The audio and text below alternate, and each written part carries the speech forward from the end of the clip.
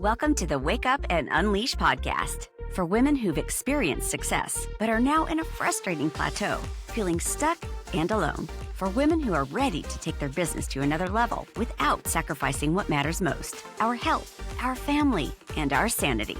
So, through real discussions and raw dialogue, we'll share tools and strategies to break that plateau and unleash your power and fire so that you can crush it in business and in life.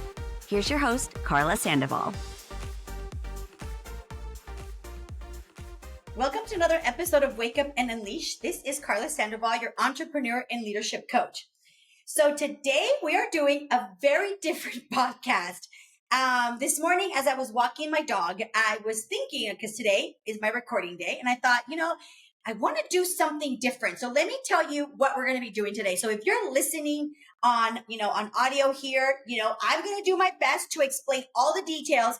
But if not, you want to come to the YouTube channel because I'm going to be drawing things on this whiteboard. By the way, total transparency. This is the whiteboard that we use for my son's homework. But I was like, you know what?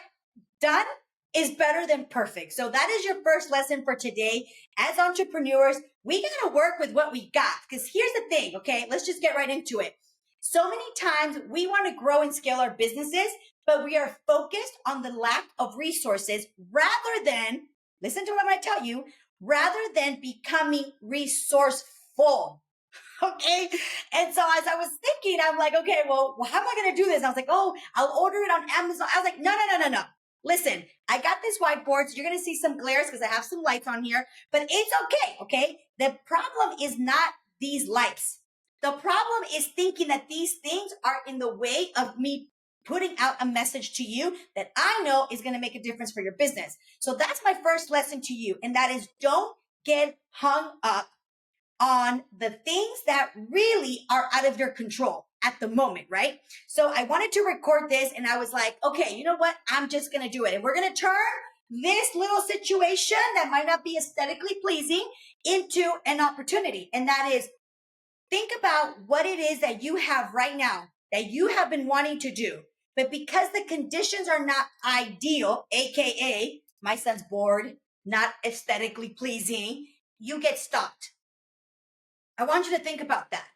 How many things have you wanted to do? How many things have you wanted to take a leap of faith in, but because you're lacking XYZ or you don't think that it's ideal, you hold yourself back? When I have the perfect whiteboard, when I have the perfect lighting, then I will do XYZ. I'm going to invite you to start to consider that getting it done is better than perfect. So, okay, that's my little spiel on my little setup here, okay? But anyhow, so here's what I'm going to share with you today, okay? So if you're new to my channel, welcome. I'm going to tell you, and if you're not new, let me tell you why I am doing this. So I have been the director of the Dr. David's Leadership Multicultural Entrepreneur Program, partnered with USC. It is one heck of a name, for the last 10 years. And for 10 years, I have been working with women, teaching them how to grow and scale their business. And every year, the cohort is about 15 to 20 women. And every year, it's different. Every year, the women are different. So therefore, the group is different. But this year, I don't know why. I don't know if it's because of the conditions that we're living in at this moment. It's November, 5th today, right? Election day. I don't know if it's because of that or what's happening. But something in my heart was like, these women are hurting. Now, let me explain what I mean. As an entrepreneur, your business is like your baby. And for example, as a mom, if my son has a fever, I don't have the fever, but I am hurting because someone that is important to me is under conditions that are not favorable to me, of course, to him. And I might not know, what do I do? I'm not a doctor, right? And so I am hurting because he has a fever. And in our business, it's pretty much the same. When our businesses are not doing as well as we would like for them to be doing, when our businesses are not operating as well as we would like for them to be operating, what ends up happening is we as entrepreneurs hurt. We feel the pain because we wish it would be different. We know that it could be different, could be better. And sometimes because we don't know how, We feel this sense like, I don't know how to cure his fever. We feel this sense of helplessness. So that's what I mean by hurting. So when I saw the women in the program, something in my heart was like, let's pivot.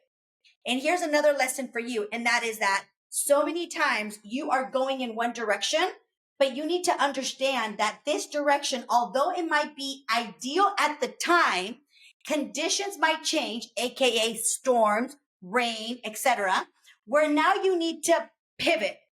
And you cannot be so, I'm just going to say it, hard-headed and be like, no, this was the plan. We got to follow through. Sometimes that's a wonderful way of being, but a lot of the times that is also what's standing in the way of you really making progress, is understanding conditions, the economy, your client, etc., are now not like there, or things are changing with the world and you need to pivot. So that's what happened. Okay. I was in the class and I was like, okay, and I told them, I said, okay, ladies, you know what? Like in the middle of the presentation, they don't know what they don't know, right? They don't know that I didn't finish the whole presentation because something in my heart said shift. And I said to them, I said, listen, ladies, I'm going to share something with you that I feel in my heart that you really are going to benefit from. So here on this podcast, I'm going to bring the class to you. Okay. And I hope and pray that you really take this on as an entrepreneur. If you are wanting to grow and scale your business, first of all, make sure you subscribe and leave a comment here. Tell me, hey, did you like these kinds of videos? Should I do more of these? And make sure you hit the bell so you get notifications when we do these videos, because the reality is this will help me understand what are the things that you would like to see. So we're going to get started. So the class on with the USC class that I taught was about branding and marketing. Okay, so we're going to start there. The first thing we're going to talk about is branding. Now, when we think about branding, a lot of people, when they think of branding, they think of, oh, what are going to be my colors? What's going to be the logo, etc. While that is part of your branding, it is not all of it. Okay. So what you want to think about when you're thinking about branding is what is the experience? What is the experience that you want people to have with you and your business? And I say you because at the end of the day, I feel that many of us, we're small business owners, and you want to think about, like, people do business with people that they like and trust. So if you have a brick and mortar business, if you have a local business, if you're a painter, if you're a mechanic, or what, if you have a restaurant, and people know you as the owner and they feel a certain way about you, they will associate that as well with your restaurant, painting shop, whatever your business is. Same thing when you have an online presence. There is a way that you have people experience you online. Okay, so if people experience you a certain way, that is going to be part of your branding. That is part of your brand. So the first thing I talked about, and I want you to consider, is this. What is your brand? What do you want it? How do you want the brand experience to be with doing business with you? And that's the first thing we want to think about. And the reason I start with this is because I'm going to get into the topic that I shared with them with marketing. But if you're not clear with this, if you're not clear on what you want people to experience, how you want people to perceive you, how you want people to perceive your company by doing business with you, we're going to get a little stuck when it comes to the marketing component. Okay. The more clear you are about this, the easier it is to market your company or products or services. So first things first, what is that brand experience that you want people to have? Now, if this is something that you're like, oh my gosh, Karla, I don't know. And if there's something I can do to support you with this, I actually have a whole curriculum about how to create your brand statement, because your company needs to have a brand statement.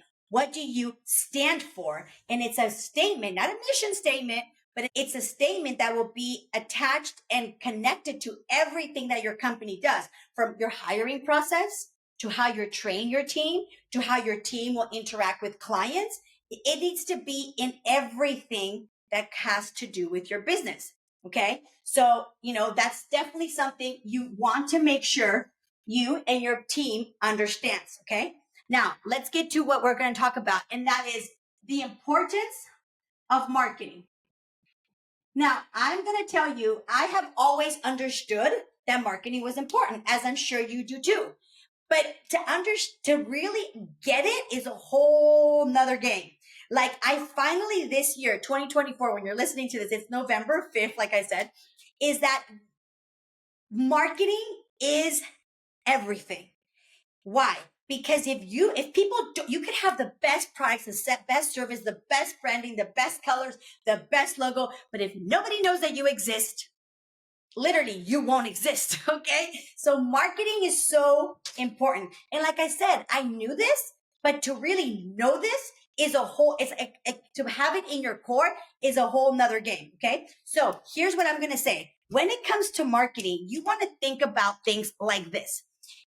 First things first, you want to, number one, you want to create flow. Okay. Then you want to monetize that flow. Then, and only then, okay, you want to add friction. So you want to think about this. You want to create flow, meaning you want to do a lot of whatever you're doing. If you're doing, brochures, if you're doing flyers, if you're doing ads, if you're doing business to business, whatever it is that you're doing when it comes to your marketing, you want to create a lot of flow, create buzz, people need to know that you exist. Right now with the movie that came to my mind is that movie Sing, where the lady does the flyer and then the fan goes and then boom, all the papers fly everywhere. Like she created a lot of flow, right? Like here we are, we're doing a competition. I think the price was supposed to be, I don't know, whatever it was. And it was like $1 million or something like that, right? Like she created a lot of flow. Okay. Now, number two, once you start putting out all the numbers and everything, letting people know that you exist, then you want to make sure that you monetize that flow. Like, how am I going to turn those flyers, that brochure, that business to business, those ads? You need to make sure that what you're doing is monetizing, that is actually converting. So another way to say this is that it's converting to dollars. Okay. Is it converting to dollars? So you want to think about, how am I going to convert all this flow that I'm doing, all this buzz? Then once you have created a lot of buzz, a lot of flow, and you monetize it, then you add friction. You be like, right? Like if you're driving a car, right? You put all gas in. And so one of the things that I was telling these women, and I was like, here's the thing. As entrepreneurs, we love to create. Okay. We love to create. So in the program, and something I teach my one-on-one clients is that in a business, we need to have 3 types of people. I'm not going to get into this today, but we need to be the entrepreneur, the manager, and the technician.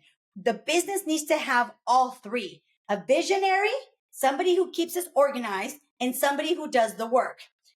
A lot of the times that is you. And only you. You're the visionary, you're the organizer, and you're the worker, right? I get it. I've been there. And so one of the things that happens a lot of the times is because we love to create, right? We love to do new things. We love to chase the shiny object.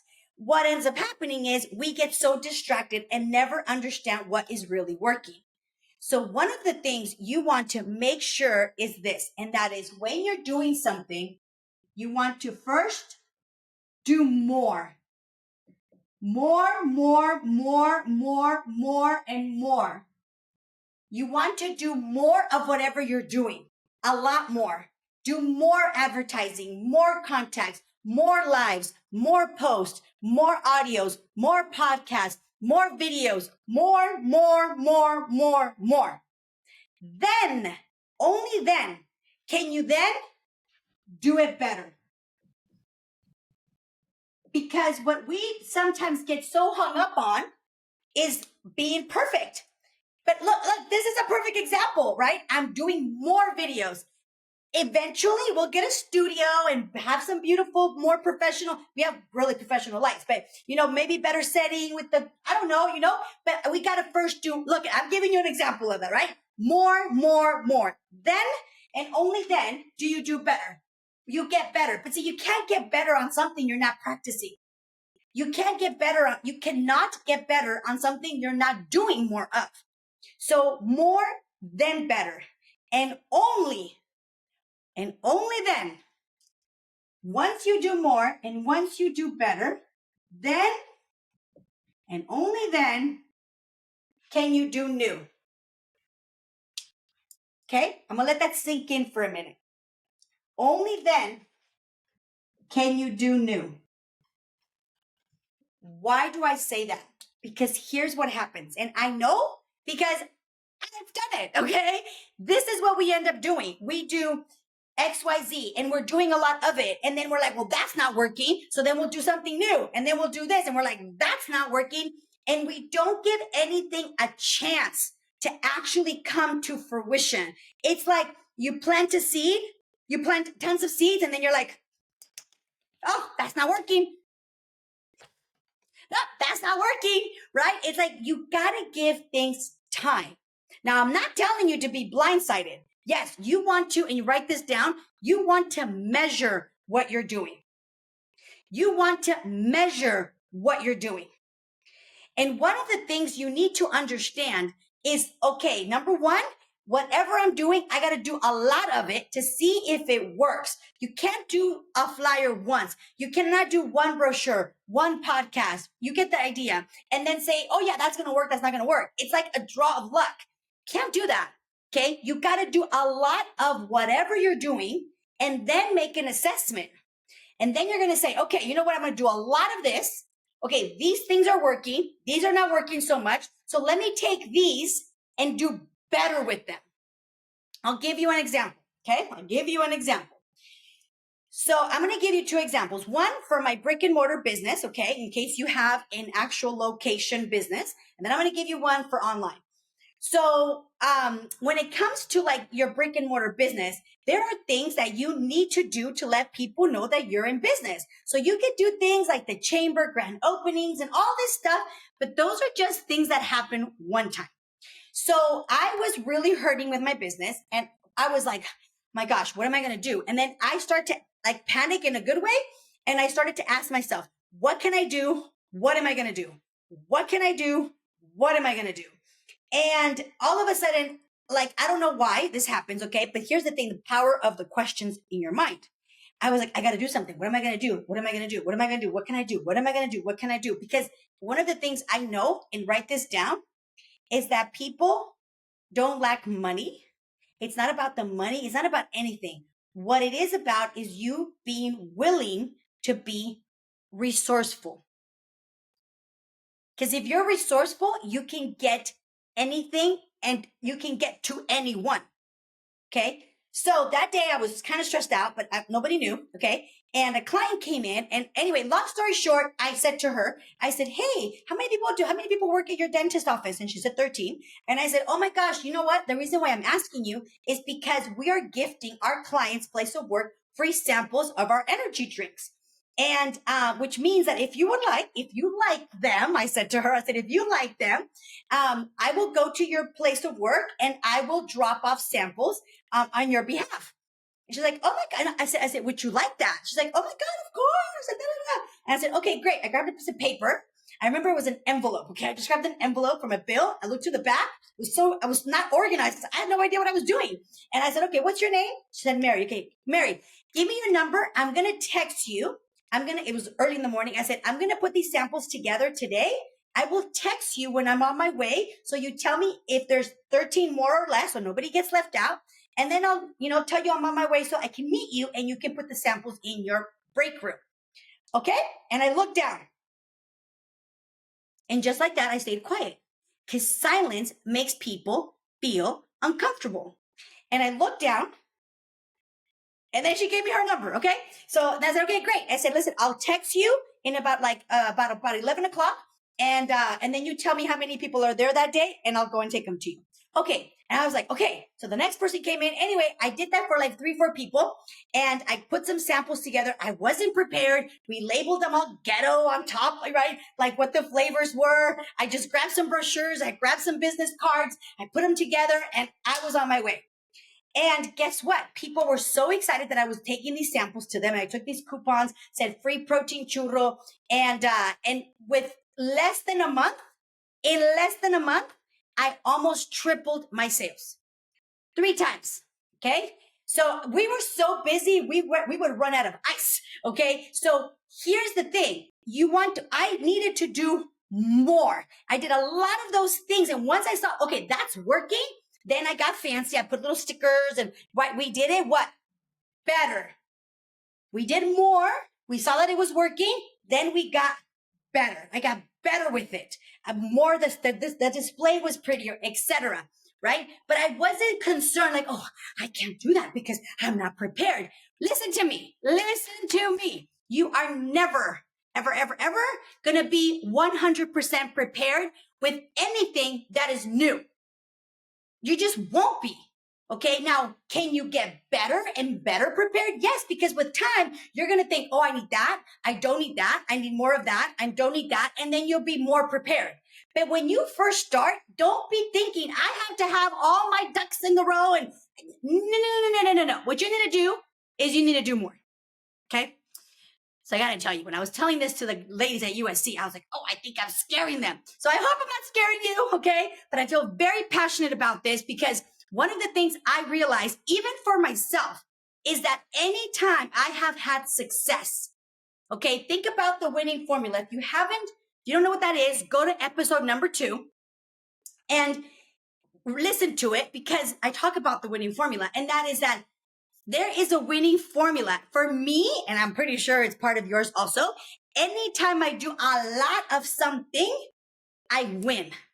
Because with doing a lot, I get oh, that works, that doesn't work. Okay, let's do that, let's not do that. Like, I get all of that. Okay, it's when I'm paralyzed thinking that I have to have everything perfect, look at this podcast, okay? Now I have fancy mics, but let me tell you something. In the beginning, it was my phone. But I was like, here we go. Let's do this. And then I did more and then it got better. Right? So do more, do more, do more. Did I say do more? Do more, then do better, then do new. Don't do and then go new.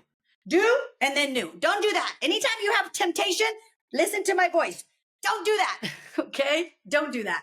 Now, as you're doing this and as you're marketing and you're doing a lot, here's a question that I want you to ask yourself. And I'm actually going to read from my notes because I'm going to go slow because I want you to write it down. Okay. And that is this. I want you to write this down. And that is, what would stop you right now with everything you got going on? Okay. What would stop you from 10xing your business? What would stop you from 10xing your business right now? Ask yourself that question. What would stop you from 10xing your business right now? If you don't know, it's one of my favorite books, 10X by Grant Cardone. Okay. What would stop you from 10xing your business right now? In other words, if you were to go like that movie Sing, okay, and the papers go everywhere about your business and everyone knows about your business and you get 100 new clients coming in through the doors, okay, what would break inside of your business? What would break? If you 10x'd your business, what would break? And this question that I gave the women in the program started a very interesting conversation. Okay. We signed a confidentiality agreement, so I'm not going to share what they said.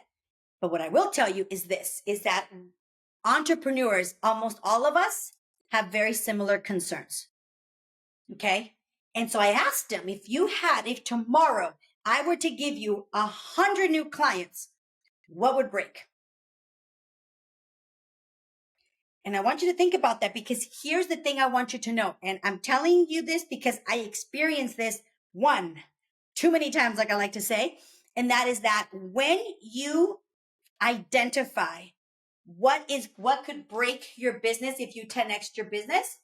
If you can identify what is the chokehold of your business, you can start to see, for a lot of us, why you haven't gone full throttle with your business. So I will give you my example so that you can think of yours. When I first started my business, the very first time I started it, I was 24 years old. Okay. And one of the things I'm going to tell you that I did great. Okay. One of the things that I did great is that I didn't have any of these concepts, but I'm not dumb. Like I told you, my brain goes, for those of you guys who follow me on social media, you saw that when I was coaching a girl, my brain went, and it like just spits out all these results. I don't know how I do it. Okay. I don't know. It's like a natural gift. How does a singer sing? She just sings. Okay. Christina Aguilera was born with a beautiful voice, right? Me, I was born with the brain that goes, right? So when I first started my business in 13 months, I grew my business. This with a lot of hard work and dedication. I grew my business to $1 million in sales, not in income. Okay. In sales, 13 months. And I was 24 at the time. And, how did I do that? Well, I don't know. Okay. But now I know, but I didn't know. One of the things that I did was I was always thinking about how to 10x my business. And here's the question I would ask is, what do I need to put in place so that this business runs with or without me? See, I was scaling business without knowing I was scaling businesses. And so every time I had a problem or a challenge or a question or a situation, I'm going to give you the question I would ask myself. And that is this. I would say, what do I need to put in place so this question never gets asked? So this problem never happens, etc. What do I need to put in place so that X doesn't happen? And that question, the power of questions, allowed me to put, I didn't even know I was doing this at the time, to put systems in place so that I could duplicate myself and create a huge organization in less than a year. I had over 80 sales reps working with me, and we generated over $1 million in sales in 13 months. How did I do that? Because I kept asking, how can I 10x this? How can I 10x this? What do I need? Now, fast forward, I then had a break in my business. Okay. So what happened was I got burned out because everybody wanted me to do this, wanted me to do that. Everybody wanted the secret sauce, okay, called Karla, right? And so although I had systems and processes in place, I didn't put boundaries. And this is why you guys know I'm so passionate about this Wake Up and Unleash, because I was all business and dropped the ball on everything else in my life. And so I was just exhausted, and I was like, I don't want this anymore. And for 5 years, I was at a super flat plateau. There we go. And if you were to have asked me, if you 10x it, what would break? I would tell you that I would break, because there was only one of me, and I was doing everything. I was doing the flyers. I was doing the systems. I was doing the letters. I was doing the instructions. I was putting the manuals. Like, I did not enroll, even though I had a big team of people, I did not enroll anybody to help and support me. I didn't hire assistants. It was a one-man show. Now, were there people that were played? Yes, but my little control freak, okay, it was my responsibility. I would always do everything. Now, were they helping? Yes, but in my eyes, not enough. Okay. And so what happened was I got burned out, and it took me a long time to rebuild my business again, because every time I thought of me growing my business again, I would think, oh my gosh, if I have to do all that again, then I think I'm good. So anytime I thought about going hard and growing my business again, I didn't know I was doing this, but I was focusing on what would break. I was focusing on what wouldn't work. And rather than Rather than when I first started my business, every time I identified a break, I would put a system in place. Every time I identified a problem, I would find a solution and put a system in place. And that is really what I now specialize in. See, I didn't even know that God was doing all of this to me so that I can then now help a lot of businesses. I had no idea. I was just, like a lot of businesses, we just wing it. Okay. I was like, okay, I think this makes sense. And then it worked. And now that I know what I know, right? It's like every time that there is a break, I want you to write this down if you're taking notes. Every time that there is a break, this is an opportunity. An opportunity for what, Karla? This is an opportunity for you to create systems. This is an opportunity for you to create infrastructure, processes, etc. Because there is a break because there's lack of systems. Okay. Now, when you can identify this break, I'm going to read this. Okay. So write this down. All your business, all of it, your business will grow until you reach that point of constraint. Okay. So these systems and processes are what's going to support you in being able to prevent the break from happening over and over and over again. Okay. So the question I have for you is, what would happen if you 10x your business today? What would be the breaking point? Okay. Think about that. All right. Now I want you to write this down. Okay. I'm literally going to read it because I want you to have it word for word. Okay. All business grow. All the businesses, okay, your business, my business, all the businesses, they will grow until they reach that point of constraint. Okay. So all the businesses are going to grow until they reach that point of constraint. They hit that wall. They hit that ceiling. Like, okay, right? Like, and here's the thing you want to know. Your business is a total reflection of you. And if you have limitations, which we all do, limitations when it comes to information, it comes to knowledge, your business is going to reflect that limitation. So this is why it's so important, A, that you get educated, and B, you have coaching, because we cannot know everything. I have 1, 2, 3, 4, 5 coaches. Okay, no, 6. Okay. Then I don't talk to them all the time. I have 3 active and 3 that I talk to when I need them. Okay, so these 3 are all the time. And these 3 is when like I'm breaking apart. Okay, I'm like, oh, help me. All right. So why? Because I know that I am my biggest asset. And if I'm not okay, my business is not okay. My household is not okay. Right. So here's the thing. Your business and you will only grow to the point of constraint. So you want to think about what is that part of your business, as we're talking about business right now. What is that part in your business that you have reached a plateau? It might be that you've hit that point of constraint. So the question is, what do you do about it? Okay. So number 1, get help. All right. That's the fastest way to get out of it. But if for whatever reason you're like, no, I can do this myself, I'm going to tell you how to do it. Okay. Here's how you do it. You put all your energy. Okay. You put all your energy on that breaking point. You put all your energy on that breaking point to try to fix it. How? By creating systems and processes. Only then and only then can you build it bigger and better. Only then. If you don't put your energy in fixing these breaks, you will not grow to your capacity. You just cannot grow to that like next level because your business is not ready for it. And deep inside, you know it. So you're like, nah, we're going to do this. Yeah, but you only go and if you do grow, you can't sustain it because there's a lot of points of constraint. Okay. Now, once you put all your energy into that and fix it, see the opportunity, create systems, create processes. Here's what you want to do. Okay. Here's the thing. Your growth will only occur. Listen to what I'm going to tell you. Your growth will only occur after of the input you put into the system.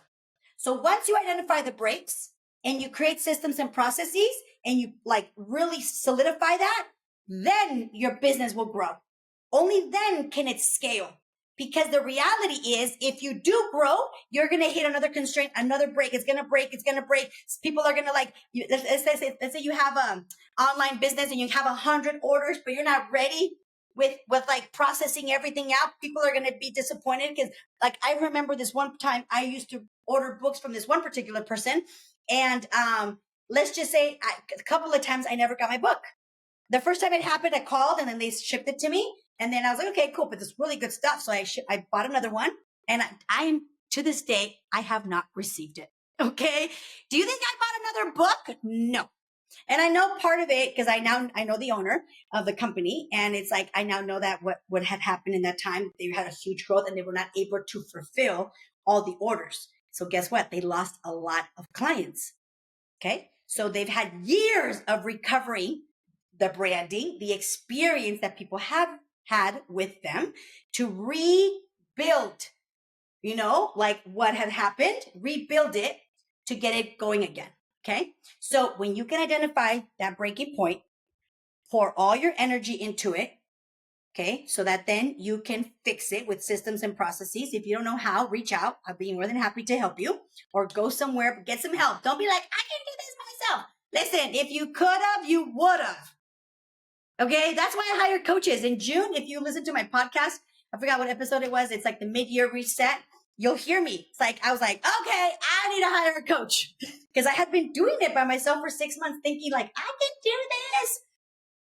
Obviously not, right? But that's okay. How you learn, okay? So put all your growth will only occur after you input these systems and processes in place. Now, when you do all of this, okay, you have your systems, you have your processes, you're ready to go, okay? And you're like, okay, I found out what my breaking point is. I got the systems, I got the processes. How do I really, really, really grow and scale? I'm going to tell you something that you're going to be like, really? I'm going to tell you anyway. Here it goes. Ready? 80% of your efforts. Okay. This is the 80-20 rule. 80% of your efforts need to be, really, Karla? Yes, on doing more. 80% of your efforts is to do more. Only 20% of your efforts need to be on doing something new. Okay? Here's why I'm going to tell you this, because I already know us little entrepreneurs, how we think and how we operate. We love doing new things. We're like, okay, I'm going to do this. I'm going to do that. I'm going to do this. I'm going to do that. And then we don't do anything. Okay. Or we do something for a little bit, then we're off to another thing. So you want to think about this. Okay. And that is that once you have all these systems and processes in place, don't do the mistake that a lot of us have made and to think, okay, now I need to do something new. No, now you've got everything aligned. Now, here we go. Like if you're driving, right? What did it say? Whatever, go all in, okay? And do more and more and more advertising, more. Go watch that movie, Sing, and you'll see that lady or Google or YouTube it, where like the lady like puts all the flyers out, right? Like in 1 second, she like advertised this competition. A lot more. Now, you don't want to just do that. You want to do new things. Why? Because times will change, customers will change, things will change, things are going to evolve. So you need to be doing something new so that when some part of your I don't want to say old, but some of your established business, something's not working anymore. You've been doing something new, testing it, that when this is like kind of weaving out, because you've done new things, you can say, okay, you know what? This is not pulling like it used to, but this new thing is starting to get grip. It's starting to create momentum. Let me grab that and boom, let's do more of that. These 5 things, out of these 5 things new that I was doing, these 4 not so good, but this one, good. Let's pour more resources into that. Okay. So I'll give you a quick example so you can understand what I'm talking about. So in my brick and mortar business, okay, we sold smoothies and energy drinks and stuff like that. Okay. And what happened was it was like stagnant for a little bit. And so what we did is that every month we kept everything. Okay. But every month we brought a new menu. We brought new drinks for the month. They were the featured of the month. So for example, in February, we had the Valentine's drinks and the Valentine's smoothies. From those new things, some of them were a real big hit. So February, March, we did a March menu, like shamrock shakes and stuff like that. And so we started to notice how people in March were coming back and asking for the drinks of February. One of them in particular, we called it Pink Corvette. And so they were like, can I get the Pink Corvette? And so long story short, we put that on the permanent menu because we tested it. It was the 12 drinks that we had for February.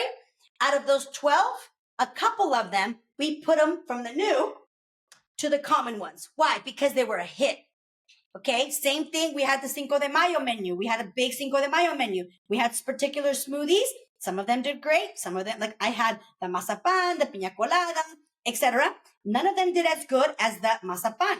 So the mazapan became from the new to the continuous one. So I would grab some and we put them on the permanent menu. Okay, but why? Because I tested them every single month, something new.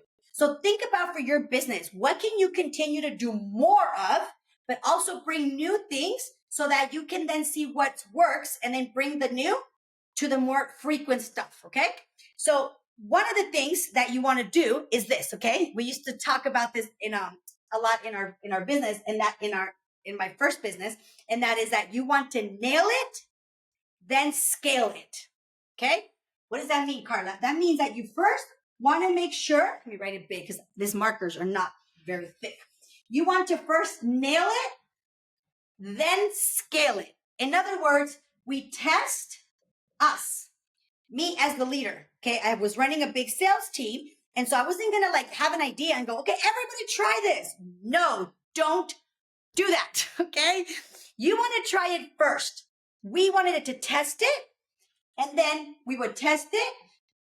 We would nail it. In other words, perfect it. Okay. You can never perfect anything. We would nail it. Like, okay, this is how we're going to do that script. This is how we're going to do that weight loss challenge. This is how we're going to do this. Okay. We would first test it, nail it, and then, and only then would we scale it. In other words, we would teach it. Only then we would teach it. You cannot teach something you're not completely certain about. Okay. So you want to nail it, test it, nail it, then scale it. Okay. So one of the foundations that I wanted to share today is how can you start creating momentum so that you can grow and scale your business? I will make another video. Okay. I'll post it right here. Okay. We'll put it right there. On video number 2, where we'll go more into depth about how to now that you're like, okay, I figured out how to do this. We're going to go into how do you nail all of this in a way where you can grow and scale your business specifically with your ideal client. Like, how do you let the masses know that you exist? How do you let people know that you've got a business that they want to be part of? Okay. So we're going to do the video right here, but I wanted to just recap. So here are my notes. Okay. I wanted to just really fast recap. Number 1, you want to make sure you create flow. Then you monetize it. In other words, make sure it's converting to money. Then you add friction, right? Do more of that. Do more, do more, do more. Okay. If there's a topic of this, it's that. Do more. Okay. Do more, then do better. And only then do you do new. Do more, do more, do more. Did I say do more? Do more, then do better, then do new. You want to ask yourself, what would it look like if you 10x your business? What would it look like if you brought in 100 new clients? Where would your business break? And once you can identify where it breaks, you want to put all your energy and resources and attention on correcting that by allowing yourself to put systems and processes in place to make sure that you create systems so that when you have that 10x business, your business can handle it, not only handle it, but it can thrive with it. Okay. Then you want to understand that once you put all your attention and your resources on how to create systems and processes in place, only then can your business actually grow. Only then will you experience your business scaling. If your business is not growing and not scaling, most likely, I'm not saying it's the reason, but most likely it's because you don't have systems and processes in place that will allow your business to grow and scale. Remember, 80% more, only 20% new. bring in new ideas so that you're ready when these over here are not working. You got over here some that you've been testing to bring on over here. And you want to make sure you test it with yourself and your key people, then nail it. And only then do you scale it by teaching it to others. Don't make the mistake of teaching everybody how to do something that you don't even know if it's going to work. That's how a lot of businesses and teams break, because they get burned out. It's like you're switching from one thing to the next, to the next, to the next, to the next, to the next. Okay. So test it, nail it, and then teach it. In other words, scale it. I hope this finds you well. I hope this was very helpful for you. Okay. This is part 1. So we'll see you on the other side with part 2. Don't forget to subscribe and leave a comment below if you like these kinds of videos and you want to see more of them.